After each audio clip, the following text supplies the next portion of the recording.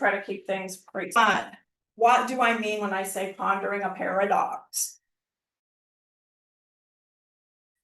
I think whenever I'm doing any kind of research or study, I like to define words. And I have often found that I think I know what a word means, and then I look and there's sub understandings. Really, really helpful. This might be something that you want to incorporate in your studies. Paradox is a statement or a concept that seems contradictory, but actually reveals a deeper truth. So it is important when you're writing to include deeper truths. I mean, to me, even if it's a fiction, it's kind of fun to dig out that, oh yeah, I didn't even think of it like that kind of moment. So again, common sense, but may still yet be true. So we're going to practice on a couple of these. I'm going to say that first one and you fill in the blank. If something's worth doing, it's worth doing well, right? 100% of the people are going to say well. I'm just continuously. You're going to say what? Continuously. Okay, continue. 99%. Sorry. No, we got this is different. I heard I can't claim this. It's worth doing. It is worth doing poorly. Ooh. We're talking to people. So many people don't want to try things because they can't do it well the first time. To get good at or really want to do it anyway. Do it poorly. Go and enjoy it. Do it poorly. And I love that. So changing the context by just changing the one word. If you want to get someone's attention, you whisper. All of us old people are going to remember that was a commercial back in the day for don't remember. But it's been a while. You're in the corner and you start to tell them something, you don't want the whole room to know. Everybody goes, what are they doing? You know, we want to know what you're saying. So that seems contradictory. Don't yell at them. Just whisper, and they're going to be drawn to it. All right, let's jump into some silly paradoxical one-liners. So, which came first? Chicken or the egg? I actually have an answer for that, but because of my metaphysical and interest in the spirit, I'm gonna think first. But I mean, everybody has their own take on it. So everyone is unique, just like everyone. And that statement is true. But it holds a higher, because so often my metaphysical different, like feeling good about it. I'm just trying to figure it out. And everybody's like, well,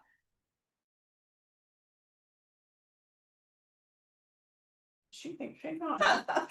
So everyone is unique, just like everyone else. So promise me you'll never promise me anything. What's your name says? Promise me, you'll promise it. Promised out from prison bars, one saw mud, the other saw stars. So it is all about perspective. This provokes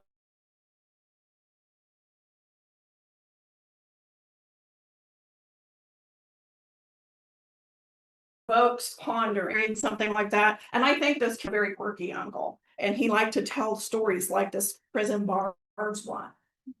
And I think we'll touch on one here in a minute. It just makes you look at things in a unique and new way, maybe a thought you had never had. Why paradox captivates readers. Paradox reflects the complexity of life. I mean, you never sit there and say, you can 100% say, like I did, 100% of people are going to say this. Well, they're not. They're just not. And it's so fascinating when you start to like push away that thought. It's always going to be like this. No, it isn't. Today's a new day. This moment's a new moment. Anything can happen. Let's see what paradox we can find. People are both selfish and giving. I know you all know somebody who's super selfish, right? but yet they're not 100% that. Very painful, has been very painful. But I have found so many beautiful jewels in my process to live with it. So people are both addicted, and my daughter in my heart. So those are things that you should be able to find in your own personal stories. I don't know what your story is, but I is both liberating and imprisoning. I've been married 42 years. Like, can we get an amen? A long time. I always have, we're the only ones still married in our family. Everybody's been divorced and remarried. I'm like, I think we should get divorced. He said, I know a couple that did that 45 years in for tax purposes. yes, I mean, that wouldn't help us tax wise, but I mean, I would date, so he's like, no.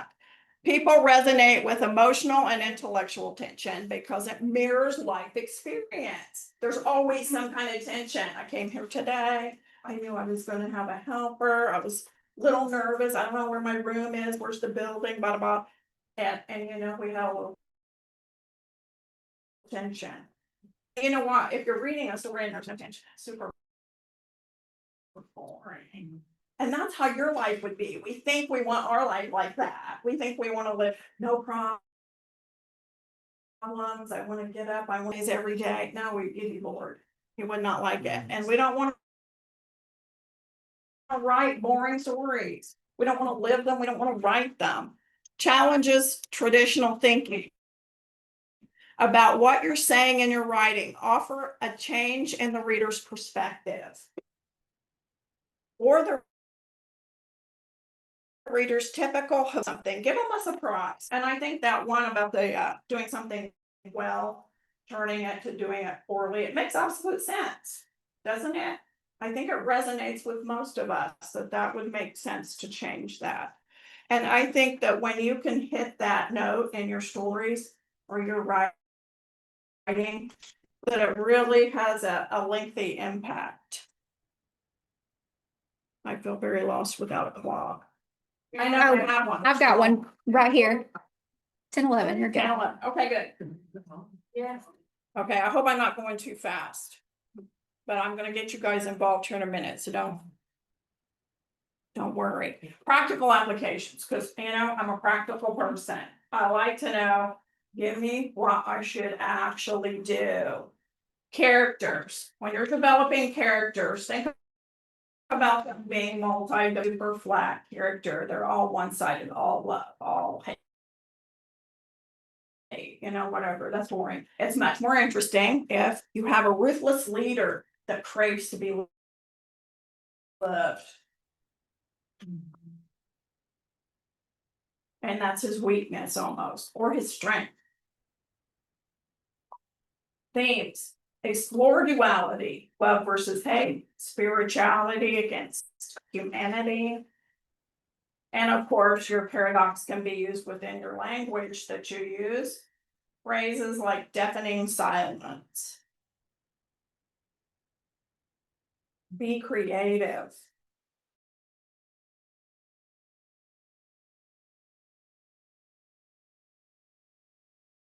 This is your opportunity. There are no incorporating paradox, and I think it's fantastic. A writer's paradox. We live it too. Writers must be content, but yet seeking. Embracing that you don't know it all. How many of you know it all? My husband back there in the corner. Just when you say that, somebody can prove otherwise. Writers must be solitary, yet we remain connected. So we have those experiences that relate with writer paradox is being open to input from others, but yet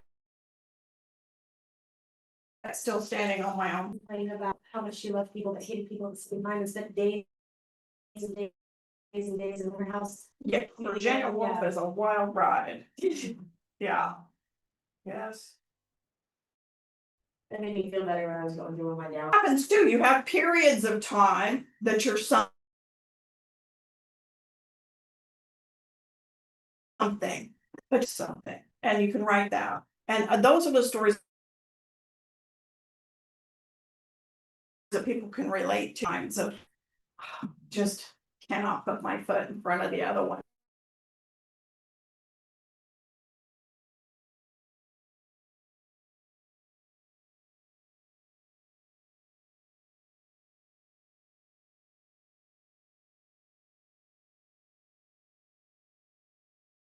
And in that, and we're gonna touch on some extreme examples.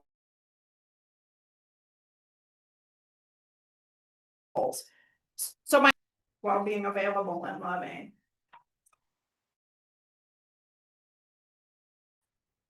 Young woman, she can be an addict if she chooses to be.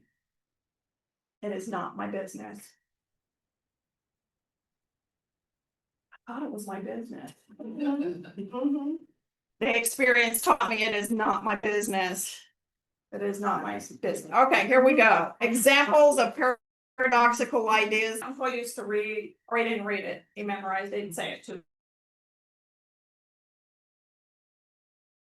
me. A man I met who was not there.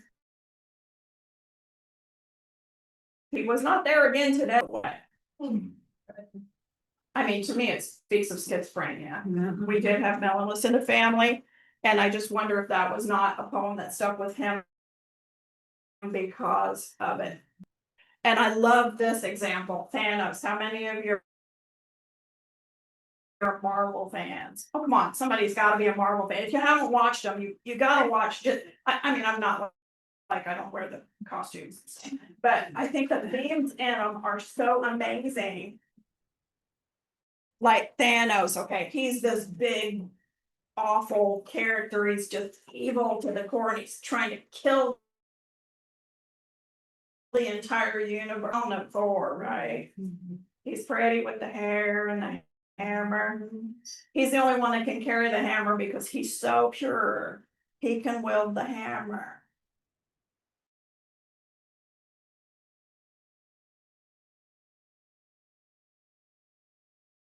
He's the only one that Thanos can pick it up in that story. Like Thanos is a murdering maniac, but he can pick up the hammer. What are they trying to say? Because he thinks his intentions are pure. He's pure. Yeah, evil versus pure good, yeah. Yeah, and it's fascinating, isn't it? And then, of course, when I was talking about it with my husband, he's like, well, Mr. America pick up the hammer. So apparently, selective picking up. So, sense of Arthur and the Swordstone, that sort of thing. So you can grab this. He was pure enough to pass where that was. And then you've got Michael J. Fox and his story, The Lucky Man, talking about his Parkinson's disease. And I don't know if you're familiar with and to be lucky to have it.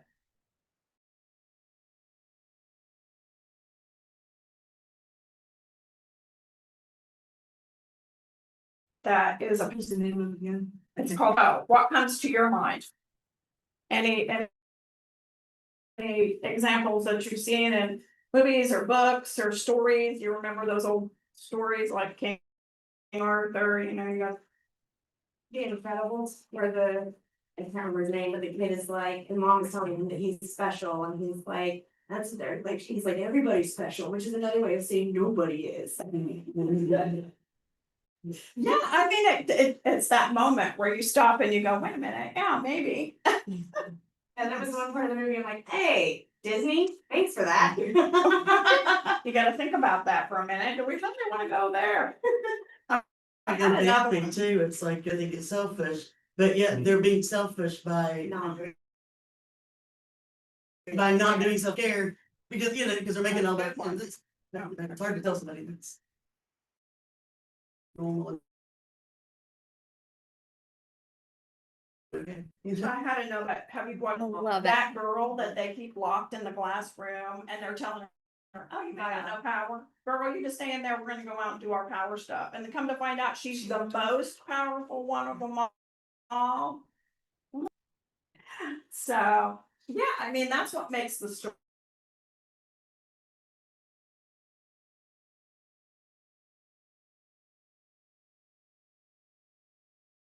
Story is interesting, because you're then there's big twists.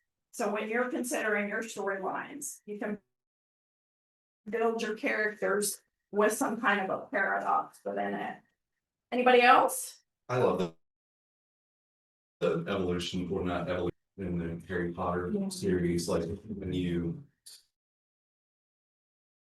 get to that moment where he's, seeing all of those thoughts from Snape, and then you realize you had glimpses of his character, you had glimpses of his pain and disappointment. You also have glimpses into, his rigid personality, but then to understand from experiences of absorbing a story ever Yeah. is when that happened. Every time I watch it. I think that's something that has to be considered when you're building your characters. Like, do I want this character to be the one that has the moment? It's like when, Luke, I am your father. We all remember that. It's not how he put it. I think he just said, I am your father. But hear the world take a gasp, like, oh my gosh, and we all remember those moments as transformative. And Ross and Rachel, Ross was getting married, and he said, Rachel, that was not Rachel, it was another woman. You can hear the world take a gasp. Or the original viewing of Psycho, where they did not show him stabbing her, but everybody walked out of the theater thinking that he did. Yes.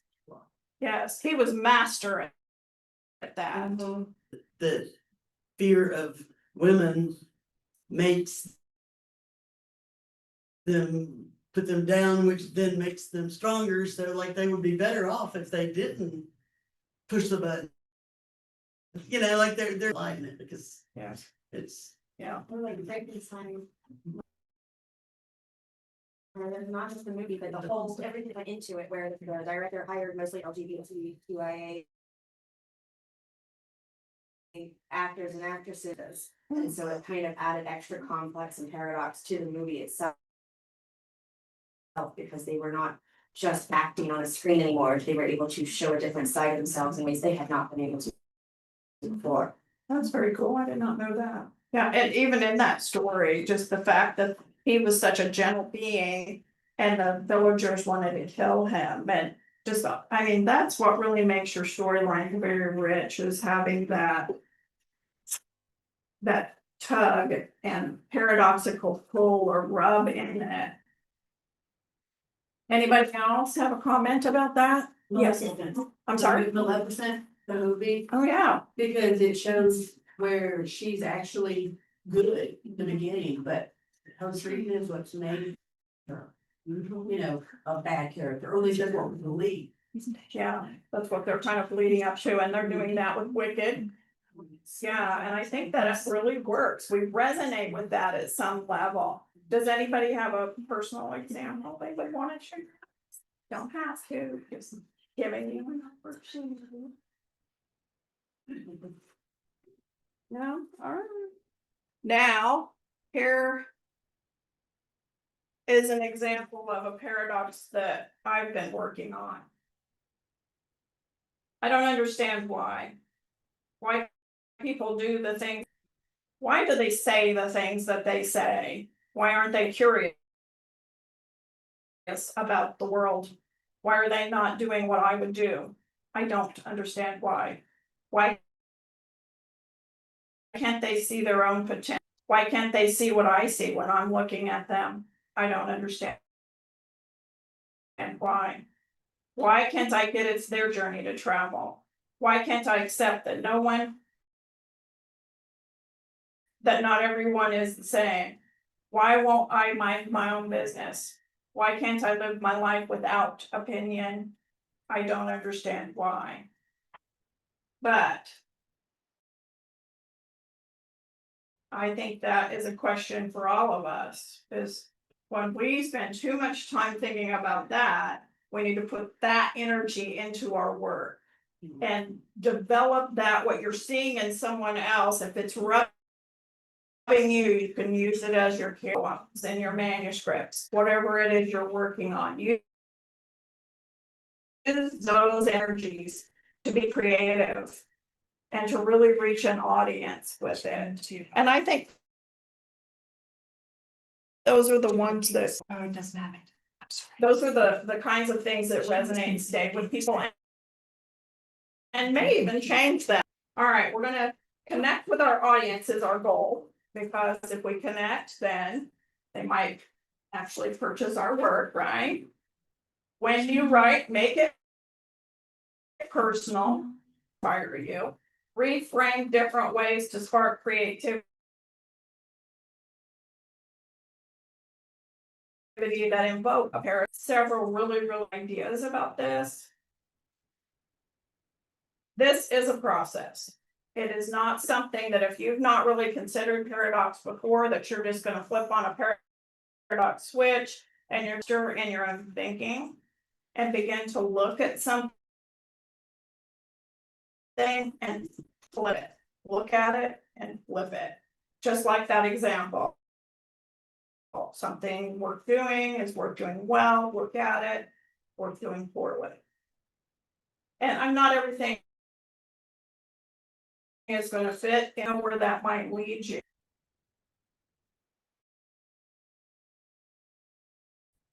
All right, now we're gonna get some specifics. What's a moment in your life where two opposite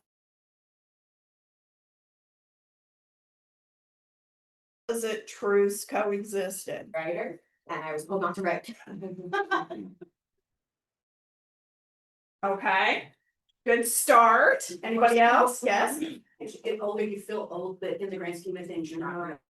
Like today's my birthday, so I'm 47. So I'm really Happy old. birthday. Thank you.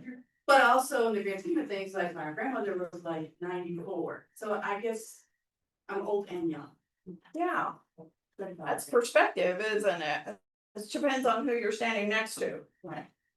My mother is fighting ALS right now, which is devastating. It's physically devastating and she's requiring 24/7 care. And in the midst of all of that, I have found real joy and happiness that has eluded me for most of my life in trying to live in the moment, and that paradox. Yeah. This young lady in it. I've had a couple of instances where I was like in an argument or a fight with someone and I was also wrong, but I was right at the same time. Yeah, Well, I always kind of like had it in my head that, I'm probably not gonna make a living off writing, but, so I should probably keep a backup plan, but even with all the other stuff that I'm probably gonna be doing as an adult, that shouldn't stop me from writing. Because, everyone who has an interest in writing should write a book, even if nobody reads. absolutely. I'm 100% everyone should write. Yes. Anybody else? Oh, sorry, did you have? Oh, well, I was just gonna, it's similar to yours. I worked in corporate America and HR for years in downtown Birmingham. And there were many instances. I worked directly under the CPO of the company, and there were many instances where he would have me sweep things under the rug that were harmful to employees. Where it was actually my job themselves, and I was forced into a box of confinement. Very much so. Thank you, sign that everywhere. Yes. Yes, just be there. What I see the most is 30-year-olds in the range of 30-year-olds that feel like everybody else has it together and they don't. But I've worked with enough people to see that like the most sharp-witted people. The scattered people have actually have it figured out a lot more, so I'm just like, don't look at it, don't look at other people. Yeah. Just look at, flip it over, because we're up a lot under the bed, Like, it's just, I knew where you were headed, but I didn't. really. I thought you were gonna say they're all chaos, but they've learned how to deal and cope. What's Or not, Max. Yeah. Or they do have, they're at the top of their field. Like the manifest syndrome, kind of what I call it, where you're, the dude in Flubber was brilliant, but Right. everything was everywhere and he needed somebody else to kind of make sure it was. I liked, especially since I was silenced for so long, I like to pretend sometimes that my voice isn't worth hearing and I don't need to talk, and then I go out into the world and listen, and then Right, and I think that's.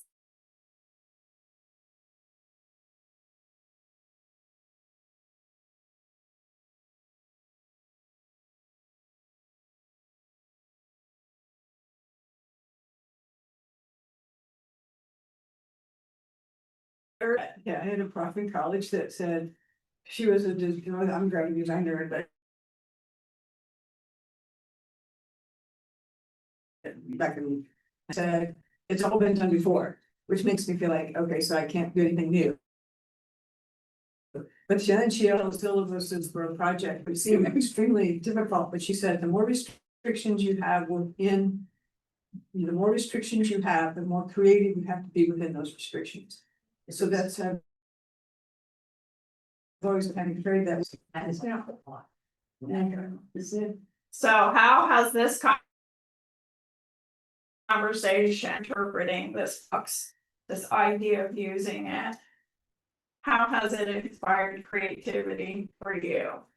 Has it inspired anything? I think, I mean, like you were saying, that's what we find interesting in people's stories and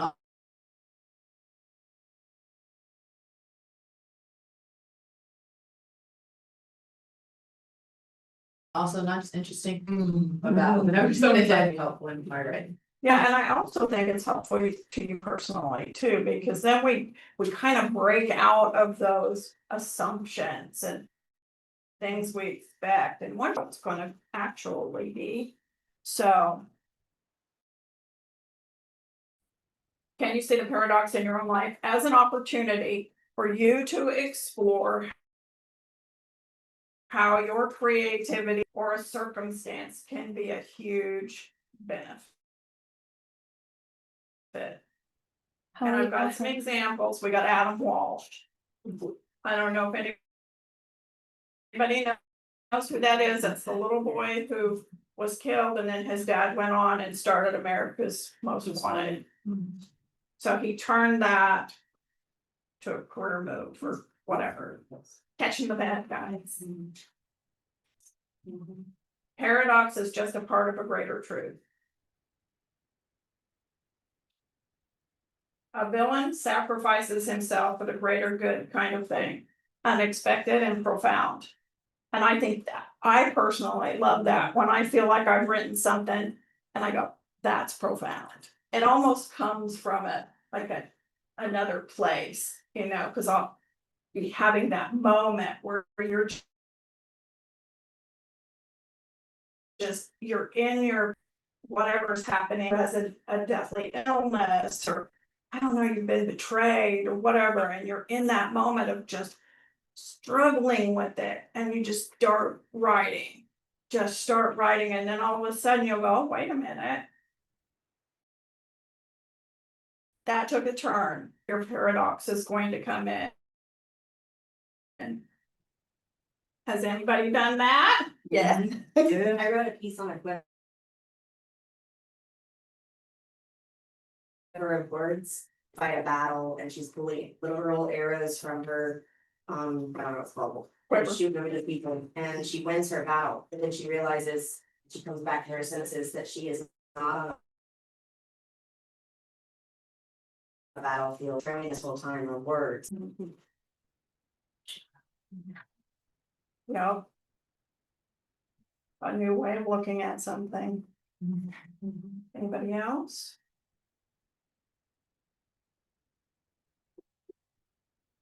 We're gonna go to reframing. This involves taking a situation that seems negative or limiting and flipping it. I've even practiced doing this on things that happened in the past. I don't want to feel negative about the situation anymore, so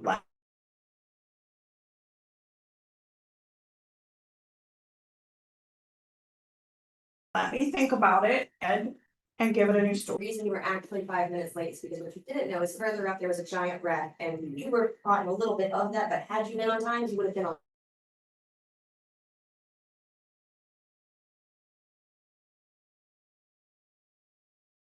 A lot later. Yes. Living in Houston, it was one of those mornings where. Where's my wallet? Where are my keys?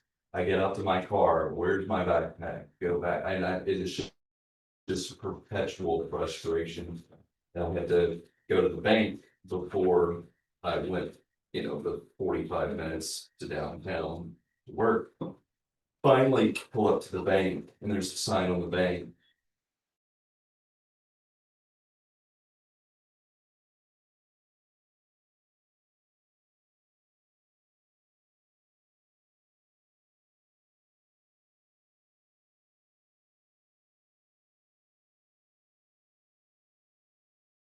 To get to work on time, and they just truly a blessing, but I'm sure in the moment, before they realized they were angry or upset, I'm late again, I'm gonna get fired or whatever, don't know. But another are a lot of people that weren't there. It's a huge, and like I actually worked one that was her story. And she had tremendous emotional troubles Survivor. that were anchored to that moment, that survivors do. Considering your stories when you're making your characters, you've got this paradox. But then the twist has another twist. That's, but I've run into that in real life where. People want to be your friend. Be around and help out, but at the same time. I personally, and my kids unfortunately, we've had therapists who have told us, I'm sorry, your story's too hard, we can't take your case, I'm sorry, you're going through too much, it's too bad, it's too awful for me to conceive in my head, so I don't. Want to associate around you because every time we've had to spin it, like, okay, well, maybe we're stronger right now than ever the pivot point for them, just need to move on and find friends and people who are. Not. I think we all have those really painful situations.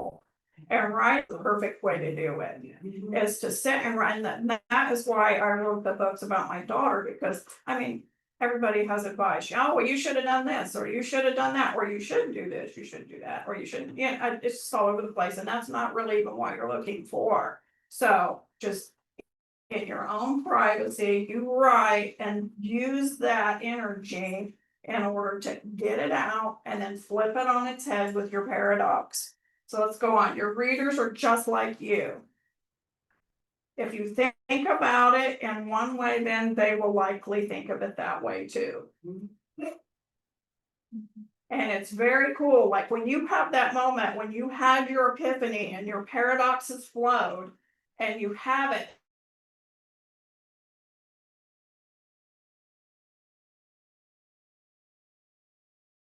And you're like, it's just like, so impressed with myself too. After the 2 years of being silent. Yes.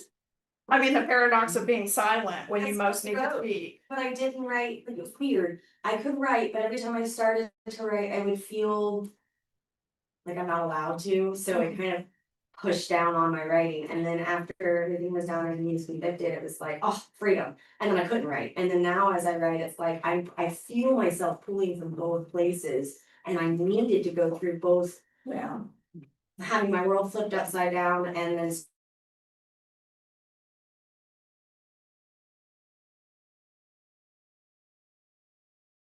Surviving it, so that I able to write from a perspective in a way that I didn't want to have to before. Honestly, we are both, aren't we? Well, most of the We're all time, the we're both. antagonists in somebody's story, we're all the Yeah. protagonist in somebody's story. Unfortunately, we all like to be the good guy, but we have the element, we don't know what somebody's going through, we get on those, we don't need to. So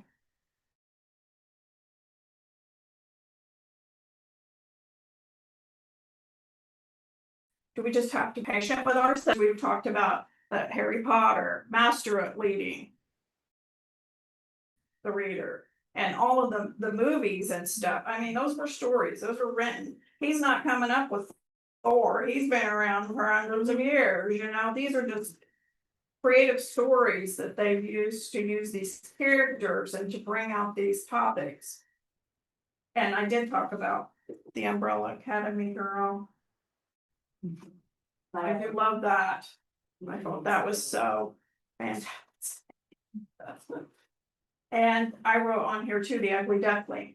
Children's books even carry these themes because they are very impactful. Okay, next, call to action. Paradox is not just a tool for writing, it is a lens through which to see the world. Practice it, incorporate, do it purposefully. And in order to do it purposefully, you have to listen. I know we're not great at that in this culture. Unfortunately, predictions of life in general and possibly their own personal life. And when you begin to wrestle with it, to me, in there you find the magic of the paradox. It starts to change how you view the world. The training for your daily reframing of your own personal story. And I know with as many people that are in here, there's a lot of things that are going on that we don't really, you know, we would consider negative. I have been working on my personal journey of paradox to no longer call anything negative. I'm always I do, but it does make a difference. You feel better physically. You feel better emotionally. You can write more clearly. You can understand when other people are in places that they don't really want to be. And then you can take that and write that into your story. And when they read what you've written, that was the purpose of me writing that book, was for me. And then I thought, this come from that place of despair and no way that there's some other place you can be. All right, we're at the Q&A. You guys got any questions? Sometimes I think my paradox or the issues that I have that I want to reframe aren't like big enough or they aren't impactful enough. But I think that's ourselves. That's what told us, because really, I mean, have we ever heard a story where someone went through something and you didn't think, oh man, that was awesome, you know, or you did it, or like, you know, we never say, oh, that was so small. So I feel like, yeah, that's a good lesson I'm taking away. Yeah, very good. Yeah. There's a story called Trifles. There's a play called Trifles. It's one of the best things I've ever read. And it's about a group of men looking for reasons why a woman murdered her husband. And